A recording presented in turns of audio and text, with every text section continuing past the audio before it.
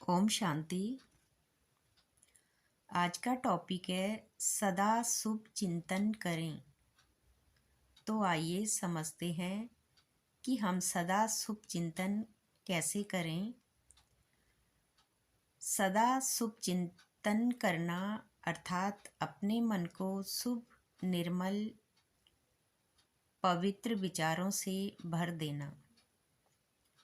हमारा प्रत्येक विचार एक बीज के समान है। जैसा हम बीज बोते हैं वैसी ही फसल जीवन में मिलती है।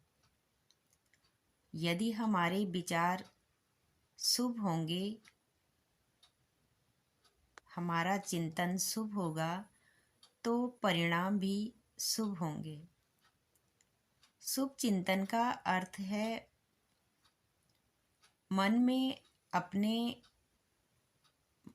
मन में हर आत्मा के लिए कल्याणकारी भावना रखना, हर परिस्थिति में अच्छाई को ही देखना और मन को नकारात्मक विचारों से मुक्त रखना। जब मन में शुभ विचार चलते हैं तो आत्मा हल्की हो जाती है।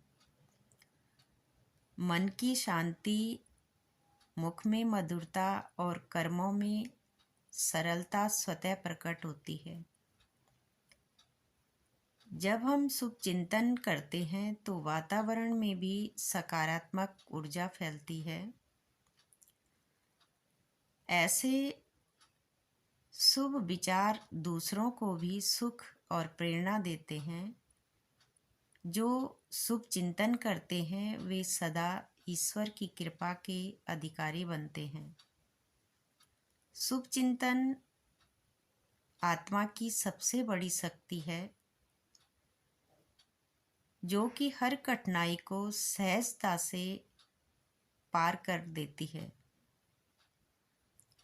इसलिए जब भी मन में कोई नकारात्मक विचार आए तो तुरंत स्वयं को याद दिलाएं, मैं शुभ चिंतक आत्मा हूँ, मेरी दृष्टि वृत्ति शुभ है। ऐसे ही स्वमानों को प्रैक्टिस करें और धीरे धीरे ये अभ्यास हमारे स्वभाव का हिस्सा बन जाएंगे।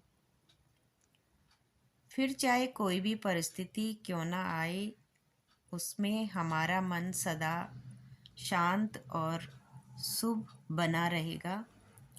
शुभ चिंतन ही सच्चा योग है, जो आत्मा को परमात्मा से जोड़ता है और जीवन में दिव्यता भर देता है। बाबा भी कहते हैं, शुभ चिंतन द्वारा ज्ञान सागर में समाने वाले अतीन्द्रिय सुख के अनुभवी बनो।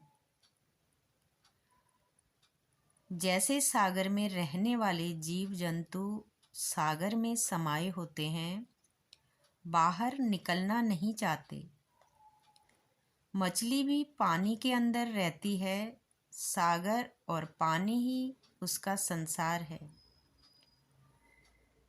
ऐसे ही बाबा के बच्चे भी शुभ चिंतन द्वारा ज्ञान सागर बाप में सदा समाये रहो।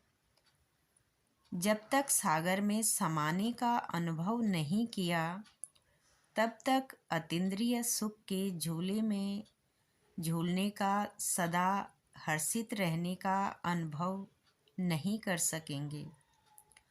इसके लिए स्वयं को एकांतवासी बनाओ, अर्थात सर्व आकर्षणों के वाइब्रेशन से अंतर्मुखी बनो। ओम शांति।